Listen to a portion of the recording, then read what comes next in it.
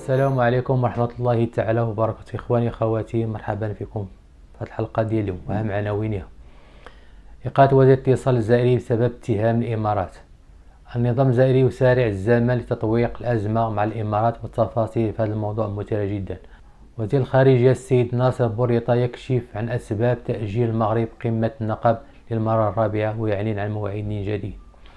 سويسرا تؤكد من جديد أهمية الجهود المغربية الجادة لتسوية النزاع حول الصحراء المغربية. فهذه أهم عناوين الحلقة. أتمنى تشتركوا في القناة وتدعمونا باللايك والبارتاج، وشكرا لكم. الحديث عن وفد رسمي يمثل وزارة الاتصال إلى المغرب المشاركة بأشغال الدورة 53 لمجلس وزراء الإعلام العرب، واللي ترأسه وزير الثقافة والشباب والتواصل السيد محمد المهدي بن سعيد بوسليماني. وزير الاتصال الجزائري هو المدعو للمشاركة في الدورة اللي احتضنتها الرباط، لكن قرر الرئيس الجزائري إقالة وزير الاتصال أنها أي إمكانية لحضوره، وفي المقابل يشارك مدير ديوانه، في حين تحاشت وسائل الإعلام الجزائرية سواء العمومية أو الخاصة الحديث من بعد توافد رسمي جزائري رفيع المستوى للمملكة في خطوة نادرة الحدوث بسبب قطع الجزائر علاقتها مع المغرب. هناك تذكير الرئاسة الجزائرية حملت بوسليماني مسؤولية نشر خبر طلبت السفير الإماراتي إثر اتهامات البلاد بتورط في أعمال استخباراتية لصالح جهاز الموساد الإسرائيلي، على الرغم من أن شبكة النهار الجزائرية اللي نشرت هذا الخبر يوم الثلاثاء الماضي والمقاربة من السلطات الحاكمة في الجزائر. نشرت أيضا بيان منسوب لوزارة الخارجية تعرف فيه عن أسفها لهذه التصرفات الخاطئة والمخططات التي تستهدف الجزائر. شبكة النهار الجزائرية قالت أن الجزائر طلبت من السفير الإماراتي مغادرة التراب الوطني، حيث أمهلته 48 ساعة لذلك، وأن هذا القرار اتخذ بعد توقيف 4 ديال الجواسيس إماراتيين يتخابرون لصالح الجهاز الموساد الإسرائيلي قاموا باختراق الدولة الجزائرية ونقلوا أسرار عنها لهذا الجهاز المعادي. وصفت الأمر بأنه مؤامرة دنيئة، وهذا اللي يفيد بأن الجهة اللي سربت هذا الخبر أرادت أن توحي بأن مصدر تسريب هو وزارة الخارجية. هذا الخبر اللي تم حذفه من بعد هذا التواصل الخارجية الجزائرية ببيان آخر، وهذا اللي كيعني أن الجزائر غير قادرة على ضبط قرارها الخارجي، وأن هنا أكثر من متدخل في رسم السياسة ديالها الخارجية، لأنه لم يكن من الممكن نشر مثل هذا الخبر الخطير دون أن قد جاء إلى مصدر مأذون، خصوصا إلى أنه في الجزائر الجديدة فقط المصالح مختلفة. الجيش والرئاسة الجزائرية وبدرجة أقل مصدر حكومي هي اللي تعتمد بمثل هذه الأخبار للصحافة الخاضعة بالكامل أوامر السلطة، سواء كانت وسيلة إعلام عامة أو خاصة. كذلك يجب الإشارة إلى أنه عقاب تسريب هذا الخبر اللي كان له مفعول مدوي في الجزائر يوم الثلاثاء الماضي. أجرى وزير خارجية الإمارات مكالمة هاتفية مع النظير الجزائري، ولم يذكر بيان سراج وزارة الخارجية الجزائرية يوم أمس الخميس، ما إذا كان وزير استبق البيان المنسوب إلى وزارة الخارجية الجزائرية يزعم قرار طرد السفير الإماراتي من الجزائر ومنحه 48 ساعة لمغادرة البلاد. لكن بدون شك هذا الخبر قد يكون محل نقاش وتوضيحات من جانب الجزائر، منعا لأي تداعيات تخص ما وصفته الخارجية في بيان سابق أخبار مغلوطة أو كاذبة. وعلى الرغم من حرص الجزائر والإمارات على إظهار حسن العلاقة، قد تظهر العديد من التباينات في قضايا مختلفة، خاصة ملف الصحراء المغربية والملف الليبي، كما يتناقض البلدان في العلن بخصوص النظرة للتطبيع مع إسرائيل. لكن في السر راه الإمارات متهمة اليوم بالتجسس على الجزائر لصالح موساد، هي رأها سوق مهم كتحصل فيه الجزائر سرا على أسلحة إسرائيلية، وخاصة قطع الغيار من أجل تحسين أداء السيل المختلف اللي شراتها بمليارات من روسيا. النظام الجزائري سارع لتطويق الأزمة مع الإمارات، لأن العصابة تعلم جيدا أن أكثر أسرار الدولة الجزائرية حساسة، سواء كانت عسكرية أو سياسية أو اقتصادية، هي في أيدي السلطات أبو ظبي. لأنه إذا رجعنا شوية للوراء وتذكرنا تصريحات قرميط بونويرة السكرتير الخاص السابق والصندوق الأسود لرئيس أركان الجيش السابق أحمد قيد صالح، راه كان هرب أولا إلى الإمارات، ثم في عام 2020 خرج من الإمارات واتجه نحو تركيا حتى نقدم معلومات ثمينة. ونفس الشيء مع تركيا، حيث قامت مصالح الاستخباراتية التركية بنفس الشيء، ثم قامت من بعدها هذا بتسليمه إلى الجزائر، كذلك بدور عبد المنعم والقدور. هذا الرئيس التنفيذي السابق سوناطراك كان هرب إلى الإمارات، وهذه ماشي صدفة، حيث كان هناك دور إفراغ كامل ما عنده من معلومات وتم تسليمه فيما بعد السلطات الجزائرية. البعض قد يقول كيفاش تم تسليمه من بعد هذا إخراج كل ما عنده من معلومات المصالح الاستخباراتية الإماراتية.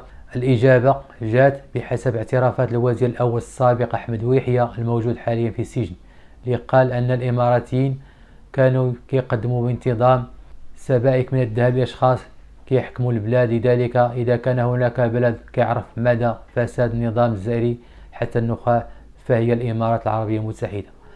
الحالة السياسية والتنظيمية والأمنية اللي وصلها النظام العسكري بالجزائر تجمع فيها كل المؤشرات وعلامات النظام على وشك الانهيار، وكيعيش العزلة الشبه الكاملة بسبب قطع العلاقات مع المغرب، وحدود من جهة ليبيا مغلقة أيضا على اعتبار أمنية، وحدود من جهة الجنوب مخترقة من قبل تنظيمات انفصالية إرهابية، والوضع الإنساني كارثي على الحدود مع النيجر اللي حضر منه تقرير الأمم المتحدة والمنظمة الدولية للهجرة.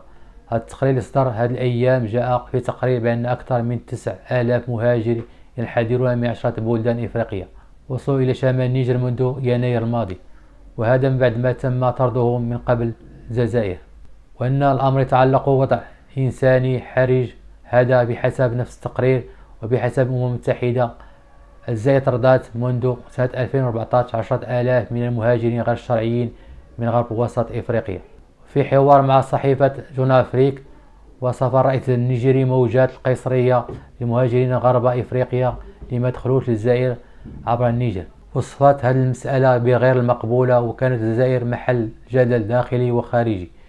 من كشف البرلمان الجزائري في وقت سابق عن قرار سلطات بلاده ترحيل اللاجئين السوريين الفلسطينيين اللي كتحجزهم بلاده في منطقة صحراوية قريبة من الحدود مع مالي، وكان طالب بتمكين اللاجئين من اللجوء السياسي على أساس أنهم يواجهون خطر الموطن ثم طردهم من البلاد، وهذا اللي يمكن اعتباره خيانة للشعب الفلسطيني والشعب السوري كذلك بخصوص القضية الفلسطينية.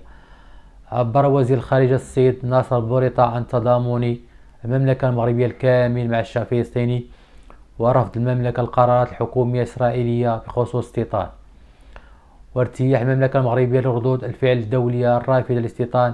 قال السيد بوريطة للقاء صحفي مشترك مع نظري السويسري عقب مباحثات جمعات بيناتهم اليوم الجمعة بالرباط، شدد على أن المملكة المغربية تتابع بانشغال كبير المقلقة في الأراضي الفلسطينية، وأكد أن المغرب يرفض دائما التصرفات الابتزازية والأحادية التي تؤثر سلبا على فرص السلام.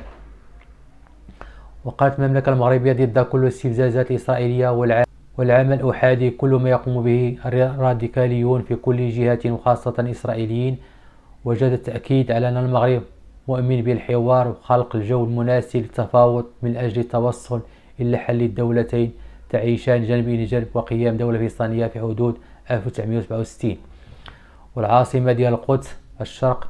أما بخصوص استضافة قمة النقب الثانية، أعلن السيد بوريطة أن المغرب متمسك باستضافة قمة النقب الثانية، لكنه أكد على ضرورة توفر السياق السياسي المناسب لتحقيق النتائج المرجوة من القمة، واعتبر أن المنتدى مفيد وقد يفضي إلى إيجابيات كثيرة، لكن هناك مشاكل من حيث الأجندة والسياق السياسي قد لا تسمح بعقد هذا اللقاء الصيف، وقد لا تساعد في تفعيل النتيجة المرتقبة منه.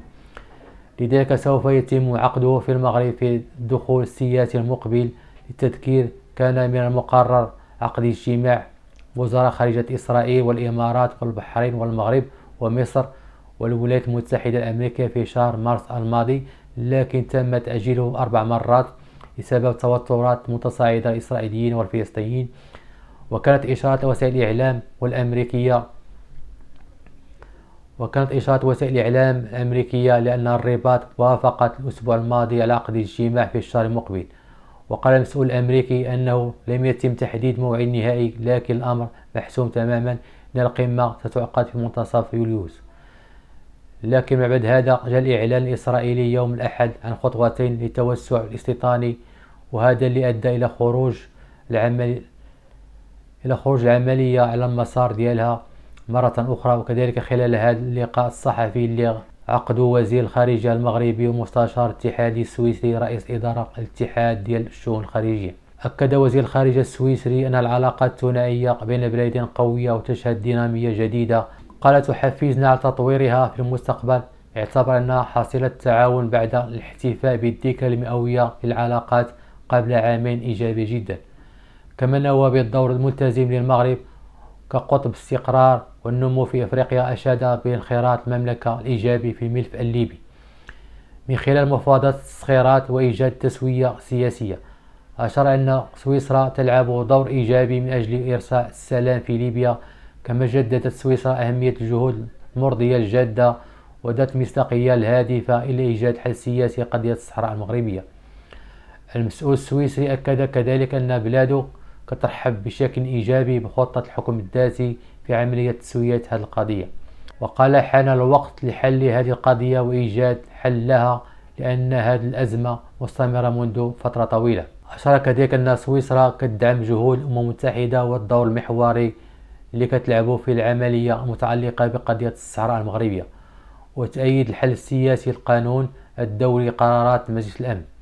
وقال في هذا الصدد اعتقد أننا يجب أن نجد اتفاق مع ممثل الأمم المتحدة يمكن أن يصل بالعملية إلى خاتمة ناجحة من جانب الجميع، وكذلك بخصوص قضية الصحراء المغربية. ومع اقتراب انتخابات تشريعية إسبانيا التي ستجرى يوم 23 من الشهر المقبل، رجع الملف نزاع الصحراء المغربية إلى واجهة نقاش سياسي عبر تصريحات متضاربة بين الحكومة والمعارضة.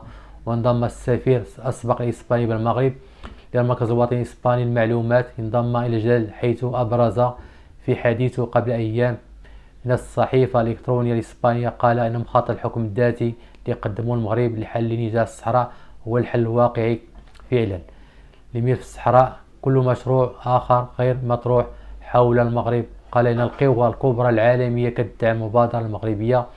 ولاحظ السفير السابق لإسبانيا في المغرب وفي الولايات المتحدة وفي الفاتيكان أن في الوقت اللي كتعيش فيه الأقاليم الجنوبية المغربي على إيقاع التنمية كيعيش هم في المخيمات تندو في ظروف بالغة الصعوبة.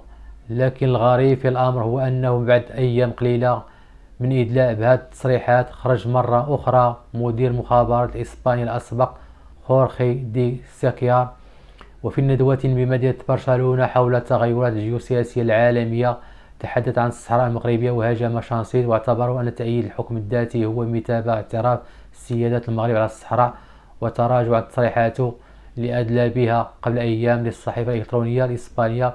وقال كلام آخر خلال هذه الندوة بمدينة برشلونة: هل هو لا يفهم ما فعلته حكومة شانسيل لتغيير الموقف الإسباني في الصحراء؟ قال إنه لا يرى المزايا اللي حصلت عليها إسبانيا، وصبر اعتراف بلاده بمغرب الصحراء بالخطأ الفادح. وفي تناقض واضح ظهر أن السفير الإسباني السابق أنسق الحزب الشعبي الإسباني اللي كيعتبر الاتفاق اللي جرى بين الرباط ومدينة مضاد لمصالح إسبانيا.